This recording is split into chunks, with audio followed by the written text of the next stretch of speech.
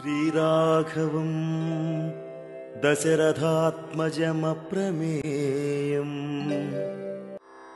తతో జ్ఞాతివధం శ్రుత్వా రావణః క్రోధమూర్ఛితః సహాయం వరయామాస మారీచం నామ రాక్షసం. దూషణుడు, త్రిశిరసుడు, ఖరుడు 14,000 మంది రాక్షసుల సంహారం తర్వాత రావణాసురుడు బంధువుల మరణ వార్త విని చాలా కోపగించాడు. మరీచుడినే రాక్షసుడిని తనకు సహాయం చేయమని కోరాడని ఇక్కడ ఒక తాత్పర్యం. ఇంకా మరీచుడు వస్తున్నాడు. ఇక్కడ ఈ మర్రీచుడు అని కూడా అనొచ్చలేండి. ఈ మారీచుడు యొక్క కథ చూస్తాం ఇప్పుడు. అకంపనుడు అనేటువంటి రాక్షసుడు మాత్రం యుద్ధంలో నుండి తప్పించుకున్నాడు. శ్రీరాముడి యొక్క పరాక్రమాన్ని చూసి కంపించిపోతూ రావణాసురుడి వద్దకు వెళ్ళి రాక్షసుల యొక్క మరణ వార్తను తెలిపాడు. రావణుడు మండిపడ్డాడు.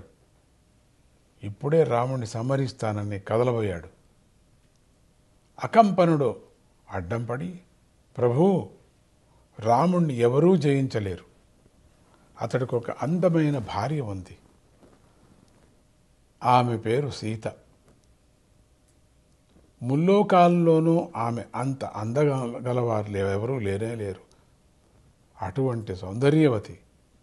ఆ సౌందర్యవతి అయినటువంటి సీత అంటే రాముడికి ప్రాణం.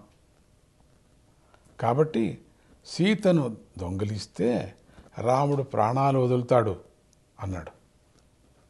రావణాసురుడికి రాముడి ప్రాణం ఎక్కడెక్కడుందో బాగా తెలుసు.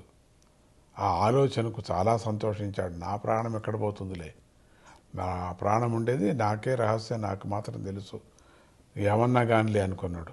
నేను సీతను తీసుకువస్తాను అన్నాడు. కంచరగాడిదలు లాగుతున్నటువంటి బంగారు రథాన్ని ఎక్కి తాటక కొడుకైనటువంటి మారీచుడి దగ్గరికి వెళ్ళాడు.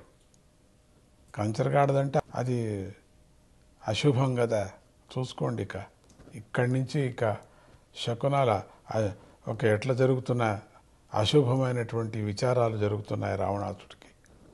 మారీచుడు రావణాసుడిని చూసి ఆశ్చర్యపోయి ఆదరించాడు. ఏంటి ఇట్లా వచ్చాడు వీడు అని. రావణుడు ఎంతో ప్రేమను చూపిస్తూ, ఎప్పుడూ లేనటువంటి ప్రేమను చూపిస్తూ, తీయగా మాట్లాడుతూ, నేను రాముడి భార్యను అపహరించాలని నిశ్చయించుకున్నాను. ఆ మాట వినటంతో మారీచుడు అదిరిపడ్డాడు. అతడు శరీరం అంతా వణికింది పారి. ఎక్కడో ఉండిన వాడిని మూలలో ఉండిన వాడికి వచ్చింది గ్రాచారం అనుకున్నాడు. ప్రభూ, ఈ ఆలోచన ఇచ్చినవాడు పరి నీ శత్రువుని గ్రహించు, మొదట వాడిని సంహరిస్తాం, వాడు నీకు కీడు కలిగిస్తున్నాడని తెలుసుకో. రాక్షసేంద్ర, నా మాట విను. రాముడిప్పుడు నరసింహస్వామి. కోపంతో ఉన్న సింహం తెలుసా? గాయంగా ఉండిన సింహం, తోక తొక్కిన పాము. ఇప్పుడు ఆ సింహం నిద్రపోతుంది. నిద్రపోతున్న సింహాన్ని లేపవద్దు. నువ్వు లంకకు వెళ్ళిపో, నా మాట విను. ఎట్లా వచ్చావు అట్లే వెళ్ళు. ఆ మాటలు విని రావణాసురుడు వెంటనే లంకకు వెళ్ళిపోయాడు, వద్దులే అని చెప్పి. ఎందుకు లేని వాడు కూడా బెదిరిపోయాడేమో. జనస్థానంలో ఒంటరి అయిపోయినటువంటి శూర్పణఖ అక్కడి భయంకరమైనటువంటి నిశ్శబ్దాన్ని భరించలేకపోయింది. పెద్దగా అరుస్తూ లంకకు పరుగు తీసింది. రావణాసురుడు ముందు నిలిచి రాముడి పరాక్రమం గురించి చెప్పింది. బాగా రెచ్చగొట్టింది. తనకు ముక్కులు చెవులు కోసుకుంది, తాను చేసింది అదంతా చెప్పకుండా సీత అందాన్ని గొప్పగా వర్ణించి చెబుతూ, చూడు, నీ భార్యగా ఆమెను నేను తెద్దామనుకుంటే రాముడు నా ముక్కు చెవులు కోశాడయ్యా. అప్పుడు రావణాసురుడు ఆకాశ మార్గంలో మారీచుడి దగ్గరికి చేరాడు. మళ్ళీ మారీచుడు, ప్రభూ, అటుపోయి మళ్ళీ వచ్చారేంటి అన్నాడు. ఏదో బాగుపడ్డావు, మళ్ళీ వెళ్ళావు నేను అనుకుంటే మళ్ళీ ఎందుకు ఇటు తిరిగి వచ్చావని. ఒక పని చెయ్యా, సీతను దూరం చేస్తే చాలయ్యా, నేను రాముడిని పడగొట్టడం చాలా తేలిక నాకు. నీకు రాముడి పరాక్రమం ఎంతటితో తెలుసు కనుకనే నీ వద్దకు మళ్ళీ వచ్చానయ్యా అన్నాడు. ఎందుకంటే ఒక పని నీకు అయింది కదా.